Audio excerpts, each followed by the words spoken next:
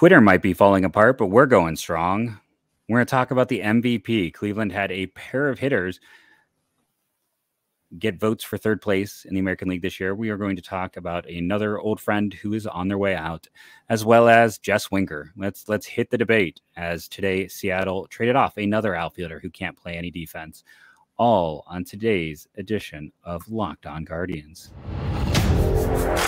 You are Locked On Guardians, your daily podcast on the Cleveland Guardians, part of the Locked On Podcast Network, your team every day.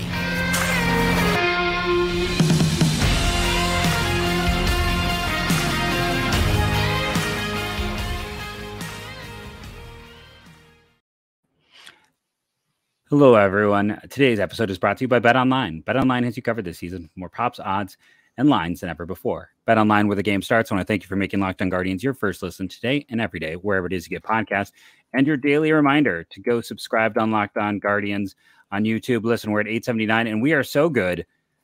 Justin, there was someone who told me, I think we were talking about, we both look at the comments. I'm the responder, if anyone's curious. One of the people who said that they're unsubscribing today said they're subscribing back. So we win them over no matter what. That's like the third time this year that's happened. So, you know, we win you back no matter what. I'm Jeff Ellis, one of the hosts of Locked On Guardians. I'm not going to read my bio since apparently drives people insane. I talked about stuff. Justin? I still write about stuff, and I used to write about stuff other places, and I owe it all to Twitter. Otherwise, I'd be a bigger nobody than I am now. Yeah, maybe we should do that sometime. Is like the kind of our big moments in Twitter. Like, I think for me, my first breakthrough was when Terry Pluto like talked about stuff I was writing. That was a big accomplishment at the time. Things like that. Like, Twitter was really cool for its ability to do something like that when you were an up and coming writer. It opened doors that wouldn't have necessarily been able to be open. So it's very sad what is going on over there. I also want to do a quick thing. I can't remember who it was who asked me to do a Rule 5 like Cleveland history thing. I have that list. I just shared it with Justin. We'll do one of that in the upcoming before this Rule 5 draft. It's sad. Let's just put it that way. The history of the Rule 5 has not been in Cleveland's favor. Let's talk a little bit transactions. I was a little bit surprised to see that Cleveland just straight out released Kirk McCarty today. He must have cleared waivers, and which is not unsurprising with teams being tight up against it. I mean, there were a few teams that had a little more, but he was useful. I mean, and this team doesn't have a lot of left-handed options. We know that they probably needed to clear a few more spots to get all the draft picks on at the end of the season. But I wish him well. I hope he lands on his feet, and I hope he pitches in the majors again this year. He did everything that was asked of him, always showed up, always pitched his tail off. This is my personal salute. Anything you want to say about Kirk? Yeah, definitely had a better career than I ever would have given him a thought for. Ended up being the kind of role I guess you would think he would graduate to after being a prospect for a while. I mean, I don't think this is the end of his career. I'm pretty sure if he doesn't latch on in Cleveland or come back, or he'll latch on somewhere else. I mean, Baltimore picked him up for a hot minute last year. But hey, they thought enough of him to put him on the playoff roster for the Tampa Bay Rays series, which I didn't necessarily think was going to happen, but it did. So that's good for him and a highlight in his career. And he'll always have the heroics of the 15-inning game that he won, and ended up being a pretty big win, to be honest, because they won that 15-inning game and they won that series. If they lose that 15-inning game, who knows how the momentum shifts? You know, you can be dejected. Oh, there's my interrupt. No, I agree 100%. Let's checking the time, doing the debate. Let's do a little bit of MVP talk. We'll start it and then we'll carry it into segment 2. So I thought it was interesting today. The AL MVP was announced, and listen, you either voted one or two names. Most of the third place votes went to Yordan Alvarez, but not all. There were 3 people in general, holding up, who got third place votes behind the big 2. Yordan Alvarez, I don't know why I threw some on the Alvarez there, and then Jose Ramirez and Andres Gimenez. And if you're curious, no, Gimenez was not voted on by local Cleveland voters. Zachary Silver of MLB.com, who's a Baltimore writer, and Levi Weaver of The Athletic, who is Texas, both put Gimenez third on their ballot. Ramirez ended up finishing fourth, Gimenez sixth, I want to say. Overall, a lot of people voted. There's a cough. I'm just doing everything early that people hate. Gimenez ended up behind him, but I also thought it was just interesting general when you look at the ballot. The Cleveland representatives were Mandy Bell and Ryan Lewis from MLB and the Beacon Journal, and they both had Gimenez fourth. They had the exact same ballot, 1, 2, 3, 4, and then let's see, Ramirez was fifth on Mandy's, Julio Rodriguez was fifth on Ryan's, and then Ramirez was sixth on Ryan. So yeah, Cleveland wasn't too homery in this one at all. I mean, it played out, I think, the way most of us expected, but it was nice to see, in terms of who was even in that discussion for third overall, 2 Cleveland guys. Did Stephen Kwan get any down ballot votes? Did he have been anywhere or no? You know what? I kind of didn't even think to look. No, I don't have any Kwans on here. Okay.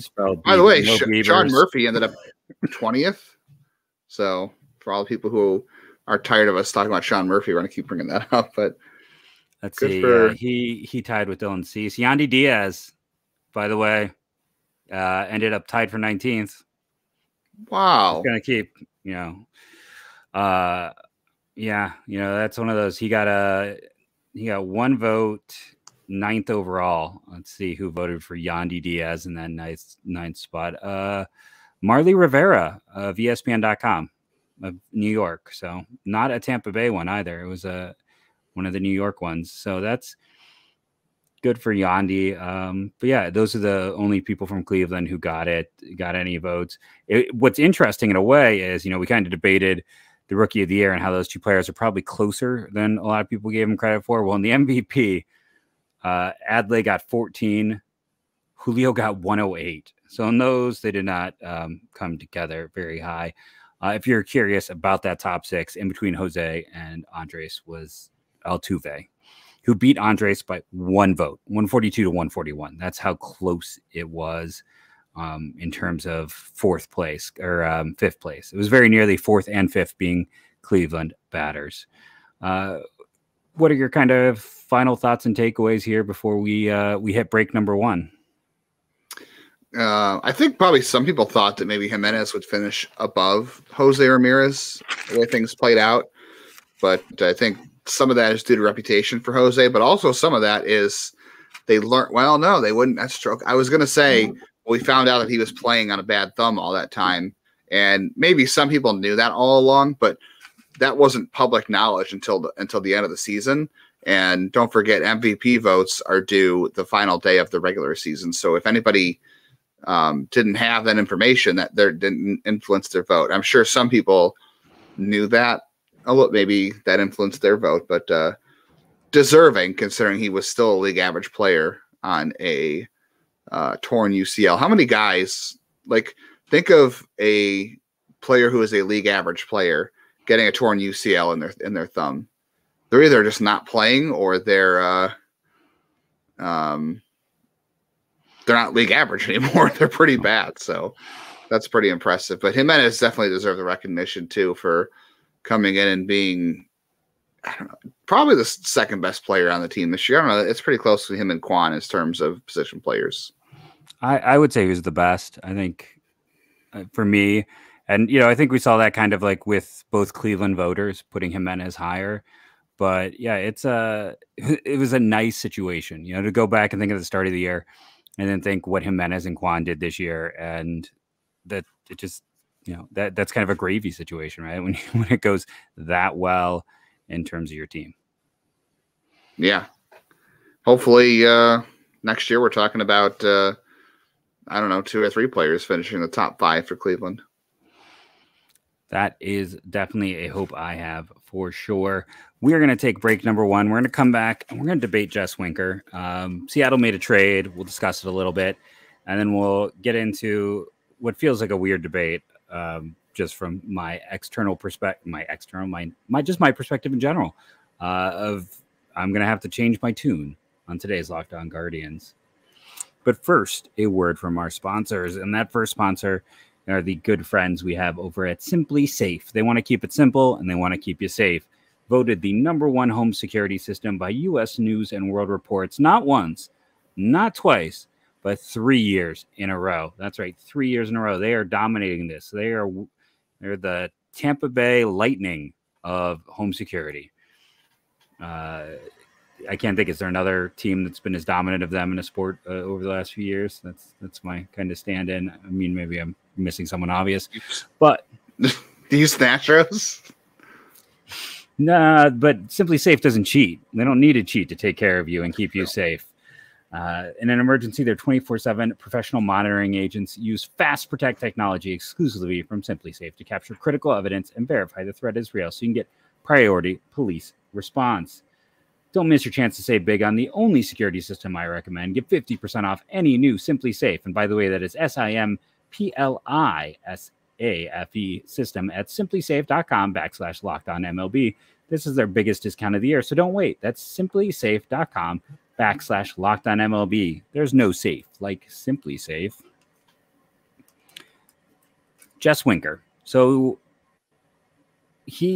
let's first. Okay, I said his name, but I'm going to backtrack. Seattle added Teoscar.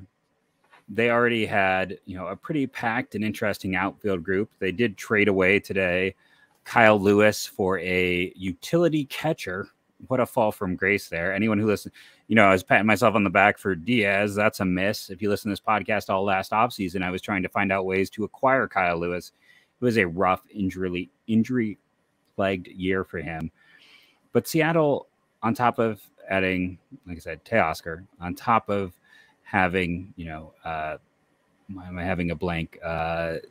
Jared Kelenic possibly in the outfield. Of course, Julio Rodriguez, who we already talked about in center. Sam Haggerty is a useful fourth outfielder for them. Taylor Trammell, another top prospect who doesn't really have a spot right now. How do they handle all of this? Well, we know Jess Winker had an absolutely brutal year. We know that he is someone that Cleveland in the past has tried to acquire multiple times. That front office liked him enough to try to acquire him at least 3 to 4 points in the previous season. So we know there is a history of liking him as a player.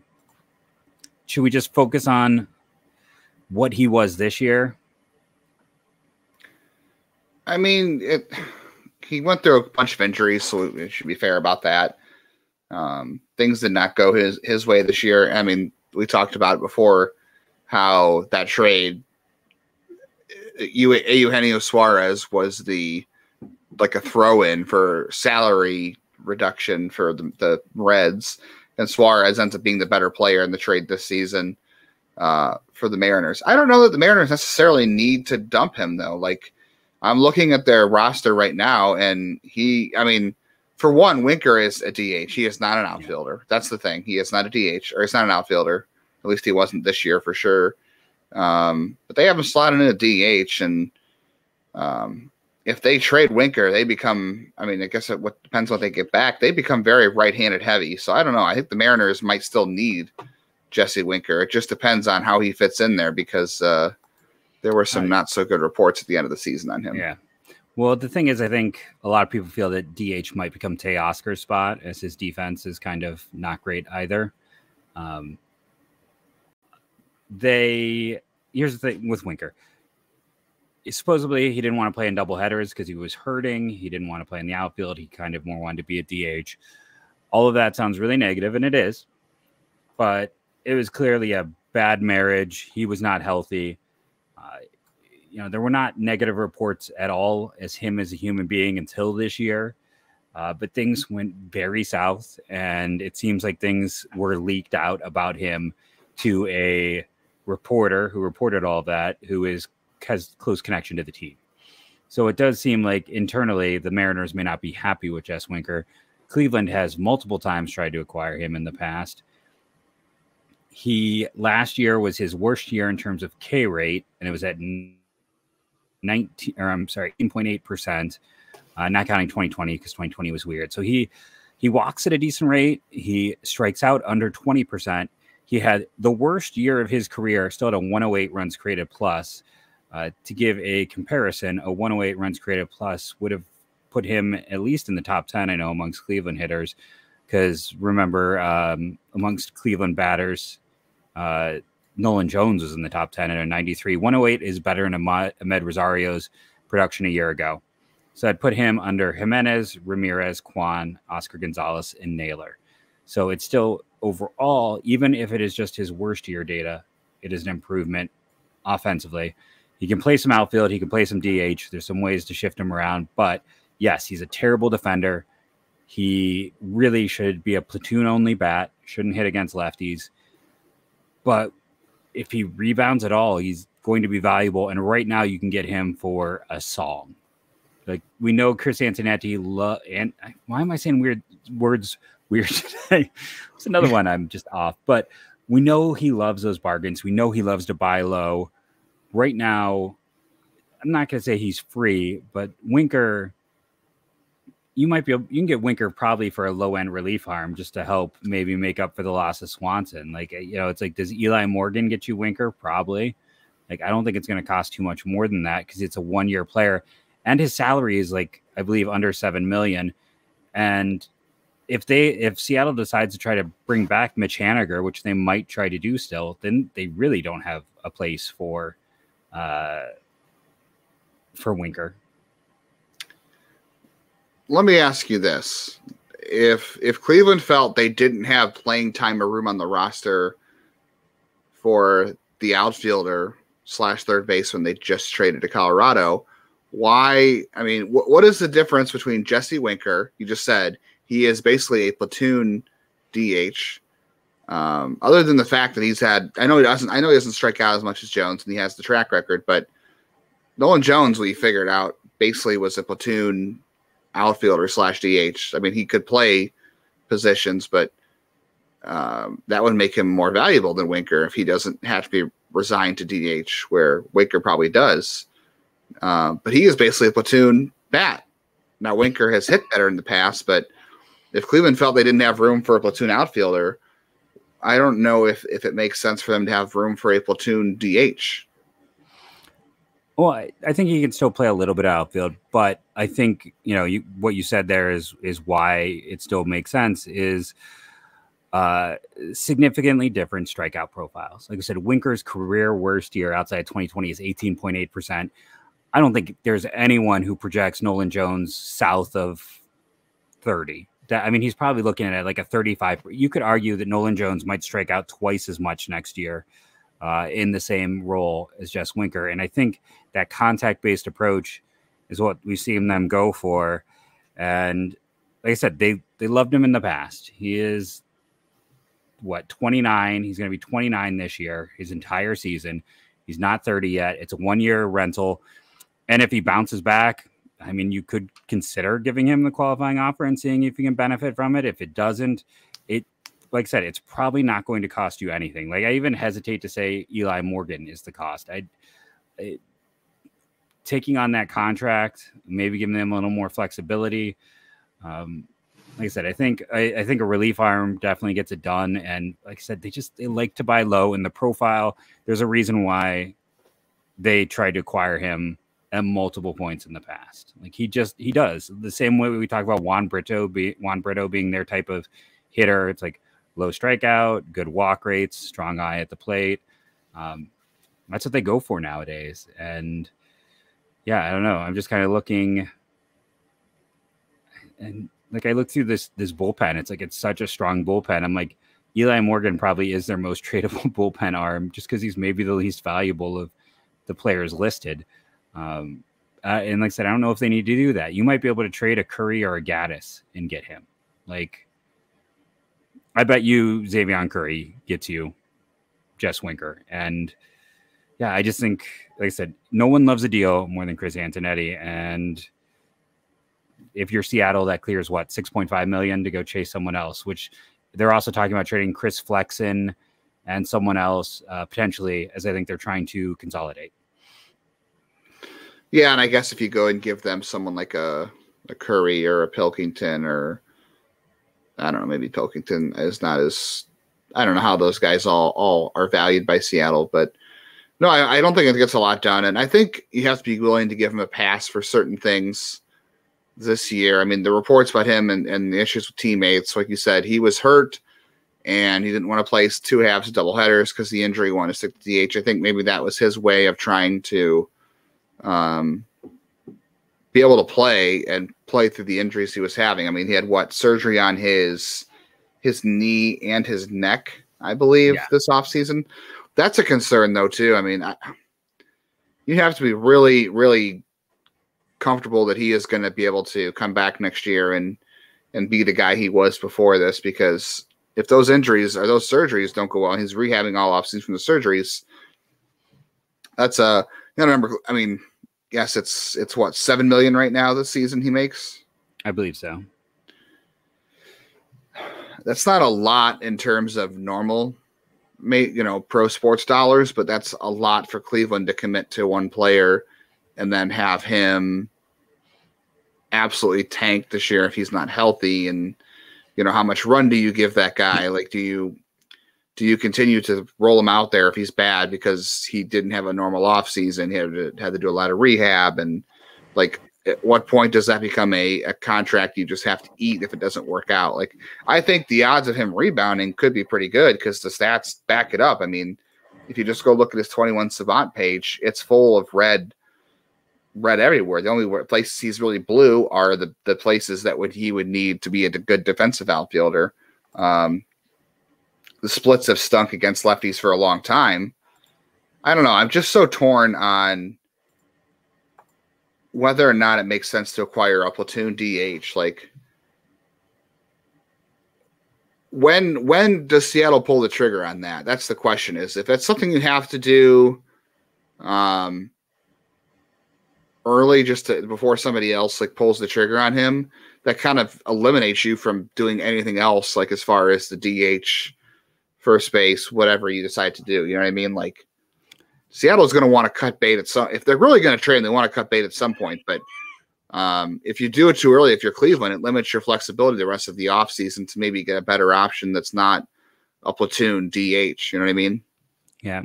Though I would counter argument the money by saying Franmil Reyes and Brian Shaw cost more than that last year when you combine those two. Now, I know we had higher expectations, but when you combine those two players, Franmil was 4.5 and Shaw ended up being close to 4.5. So that was $9 million. In a negative. I mean, even just Shaw alone at 4.5 is only 2.5 less, and that's a reliever versus a player.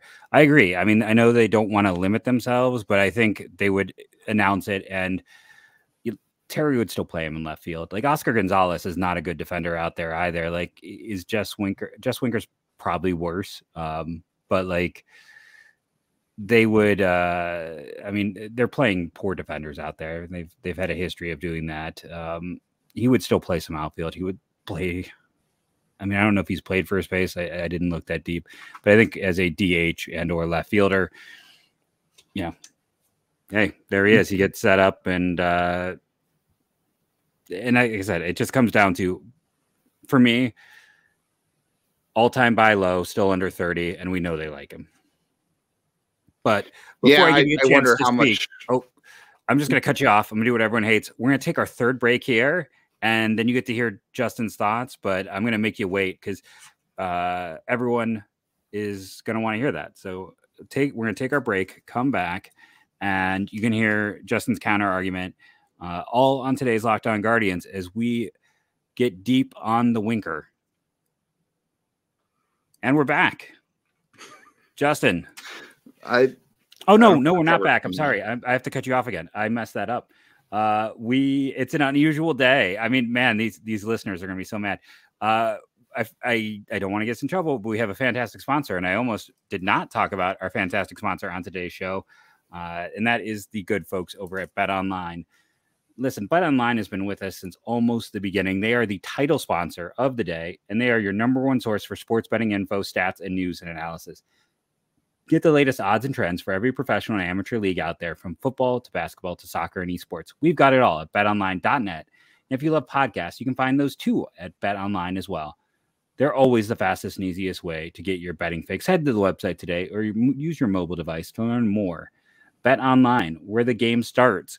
And again, you can probably go and find lines very soon for what are the likelihood of Jess Winker being traded away and which team he might go to. I think we all think that's going to happen. You can find your odds for where Aaron Judge is going to sign. By the way, that's the only one of the odds that Cleveland is represented in. Head to Bet Online for yourself. Fantastic in terms of your betting, but also just news and information. Check out our good friends, a Mount Rushmore sponsor, over at Bet Online today. And after all of that messiness, Justin, I'm going to cut you off one last time to say, hey, speak now.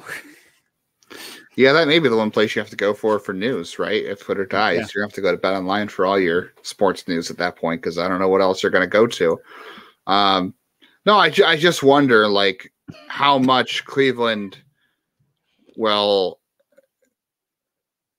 what background they'll do, and what how much this year affects what they think of him. I mean, we know they tried to get him in the past, but you know, the injuries this year, the reports about the issues with teammates. I'm sure if they were to go in and try to acquire him, they would vet all that. You know what I mean? Like, they're not going to go in blind and just look at see all the stuff that happened this year and just not investigate it. They're going to do their due diligence if they can. But I just wonder how much that changes their perception of him and their value, because all their interest in him was before all this happened. So you wonder how much that changes things. And like you said, I know that knocks the value down, and they like a good bargain. I just, all that rolled into one issue of him being a platoon DH, as good as he is. Like, what is the difference between him? Like you said, I know Nolan Jones, you know, the strikeout rate's going to be like 25% at best. Like, that's the best case scenario for him. I know Winker is better than that, but I'm just saying, as far as playing time goes, are they really gonna make playing time? If they didn't have playing time for Jones, are they going to make playing time for a almost 30-year-old DH who is a platoon DH coming off of the injury issues? I just think that it greatly reduces the odds, but we'll see if they do their homework on him, and if they decide the cost is too good to pass up and they think he can help this offense. And I do want to throw out, like, after those negative reports, DePoto and Scott Service both, like, went massively on the defense for him and said everything was blown out of proportion. Now, it could be defending an asset, it could be defending your player, but, like, they went, like, there was a video of, like, a 2-minute filibuster when someone, like, tried to bring it up to them, where that's how it gets described in the article. But yeah, they went out of their way to be like, that wasn't the case. Listen, he was hurt and we didn't get to see the best of him. So maybe they're not as interested in trading him. But you know, listen, the story, the way it was written, was sensationalized. Like, it got everyone going, ooh, we knew it was a bit of a sensationalized story. So we'll have to see what goes on there. I am very curious. You know, it is, if you go and you look at a Savant page right now, outfield jump, first percentile. Now remember, that's the bad one. Outs above average, third percentile. But chase rate, 99th percentile. Walk rate, 98th percentile. Whiff, 78th percentile.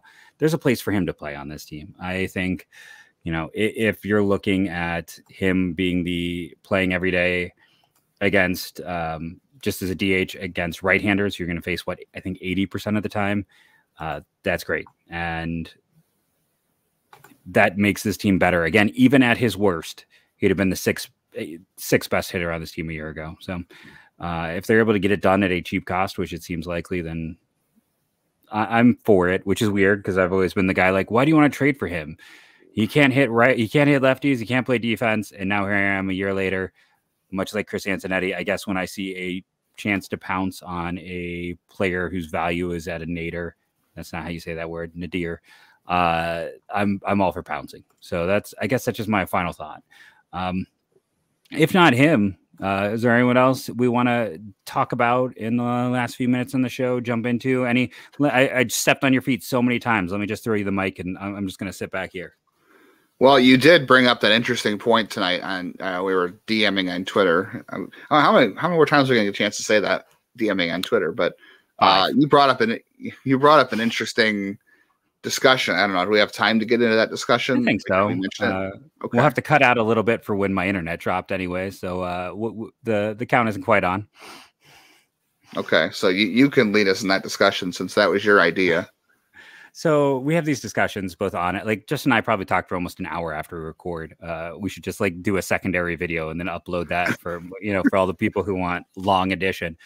And it got me thinking about this idea of like, because one of the Twitter comments, I tried to respond to everyone on Twitter, or not Twitter, on YouTube, was like, I want to see one of our great prospects get to the big leagues. And I get that with Valera. I will also argue that Valera is the same level of prospect as Clint Frazier with a lot of the same risks and ceiling and floor. So I think sometimes he's gotten a little too much hype comparative to, he's not in the Lindor class, for instance. There's different class levels for these players.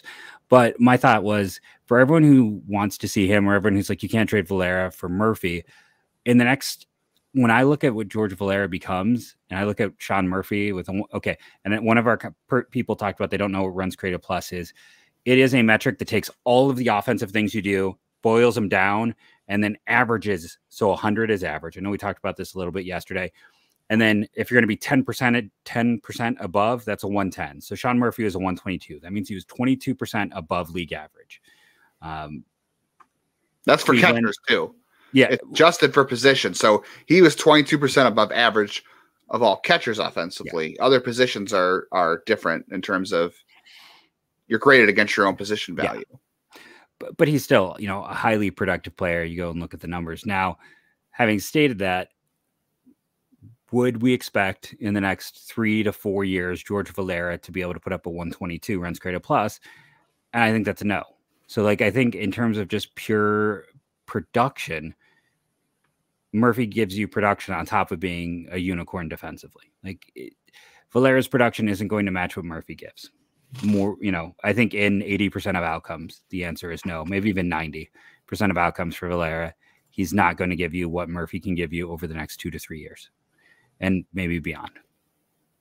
Yeah. By the way runs created plus, I lied, is not control for position. Yeah. No, I didn't think it was. I thought it was just even, so you can compare everyone offensively. There's other ones that weight per position, but this way it's a level playing field. So when it's a 122, that means it is for every position across the board. But yeah, so I don't think Valera. I mean, to expect anyone to put up a 122 again, just to talk about like. I use it so much because it's nice how it boils everything down into one number that is easy to understand. Who on the Guardians was closest to that offensive production, which encompasses all parts. It's not the base running, but all parts when you're in that box. Well, Oscar Gonzalez also had a 122 and Stephen Kwan had a 124. So that gives you an idea of how productive Sean Murphy was. And I just don't expect Valera to do that consistently. Yeah, Steamer has him at a 112 next season, and Steamer has Sean Murphy at 118.